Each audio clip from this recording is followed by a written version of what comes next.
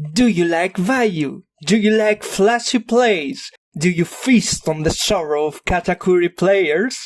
Then this deck is for you. Hello guys and welcome to TCG Central, your go-to stop for all things card games. Today I'm gonna teach you how to become the best red-green law player in your family. Your younger siblings will not stand a chance. With the June bans closing in, one of the biggest winners is red-green law. A lot of removal leaves the format and your board is generally safer now.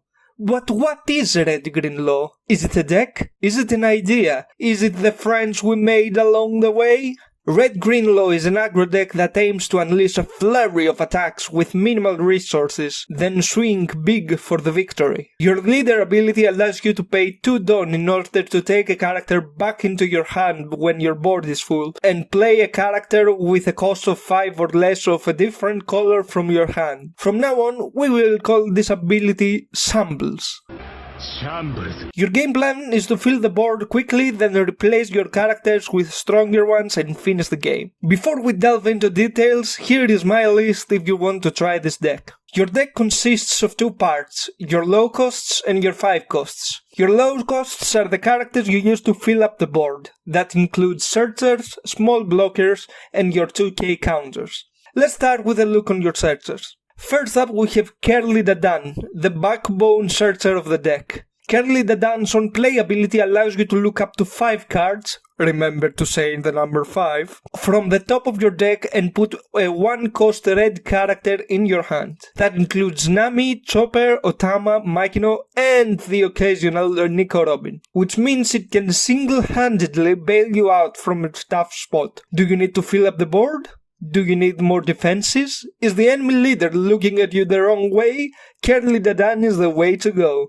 Moving on to Nami, she can also add a variety of cards in your hand. You can take a Chopper or Radical Beam for defense, or go big with a Zoro or Luffy. There are also some 2k counters here, but not as many as with Dadan, so don't rely on her too much. Last but definitely not least, we have Julie Riboni. She's the most valuable searcher that you must protect at all costs. This is your searcher for your Supernova type cards, which are all your top end offensive cards, both green and red. Since you don't want these cards in the early game, you will rely on her to find a law or 2 to pop off with your Zoro or find the Luffy that will clutch the game while your opponents cower behind their blockers. Next up are the blockers. Pretty straightforward stuff here. They are small, they block, they die. It's...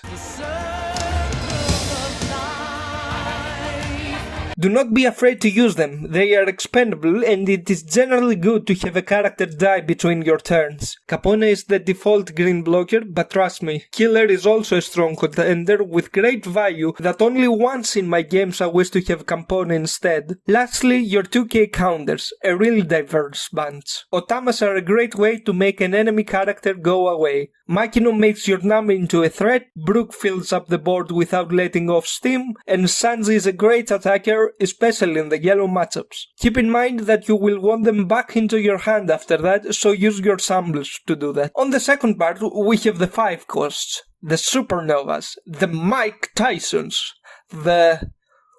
Chongus. 4 copies of Zoro, Blocker Law and Untap Law is the most common setup. You will use your Shambles to play a Blocker Law to get a Searcher or 2k back into your hand and replace it with Zoro, swinging for 5k. Untap Law is a great way to turn unused Dawn into an unstoppable force that can be used to clear the toughest of characters or swing for life twice, putting the opponent into a great disadvantage that you can exploit later on with an unblockable Luffy. With EB1 out, Cavendish is a great card to have, or you can take the conservative route of running 2 OP5 Nico Robins, OP1 Nico Robins, or OP2 Vistas. Do not play Dogurai, it really isn't worth it. For the brave, I recommend a copy of OP1 Eustace Captain Kid to really make your opponent's life miserable. That's good and all, but how does the deck play out? The game starts with your opening hand.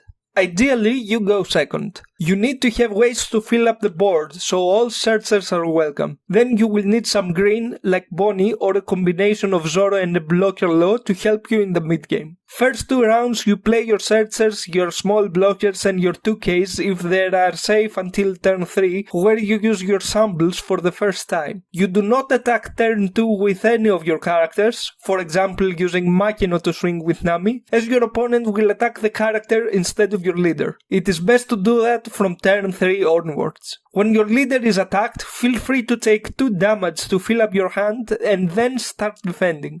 Next turn, with a supernova on your board, you can also shambles an untap low for extra pressure. Keep in mind though that an untapped blocker low in combination with small blockers will force your opponent to make inefficient 6 or 7k attack that you can easily defend with a 2k, since you can use a small blocker for a bigger attack or just block a 5k with low, no counters needed. You should be closing the game a turn or 2 later, making your opponent lose cards from his hand when defending or play blockers from his hand. In that case, look for a 5-cost Luffy and don't be shy to shambles an untap low into your hand to gain the kill pressure needed to send him into the Shadow Realm. After you win the game, be respectful but take pride in your achievement. Earn the amazement of your fellow players and keep your head high, knowing that you can pilot the second hardest deck in the game. But wait! What happens if my starting hand doesn't have any searchers, even after Mulligan? Well, here is my spicy way to win, even if you are first to play. All you need is a Chopper or a Capone and a Zoro or 2. Turn 1 you play your blocker, then turn 2 you play Zoro swinging for 5k. You use the blocker to save Zoro, then do the same next turn. Slow down the game a little when you have more non available, but then keep attacking until you're so far ahead your opponent can kill you in time. This is not the best way to play, as the game doesn't favor aggro that much, but is definitely one of the ways to pilot the deck. Now, a quick view into your matchups. Katakuri and Nami are the easiest. They expect attacks bigger than 5k, so the sheer amount of small hits you can produce will drain their hand really quickly. You can stop Zoro fairly easily, then outvalue him for the win. Only annoying thing is Baggy. You will have to use your Nami to clear him, as most of your cards have the slash attribute. The mirror is a who builds his board first type of game, so don't swing too early and ideally attack second. Moria is not that bad of a matchup. If he doesn't see more than one Absalom, remember not to kill it, as he will play it again from his graveyard. Whitebeard and Kozuki Oden are tough, but just swing every turn for 6k, look more for Anjaplo and you will be fine. Enel is also tough, as you will rarely have the power to one-shot him and one life. Hope he doesn't draw too many Yamatos.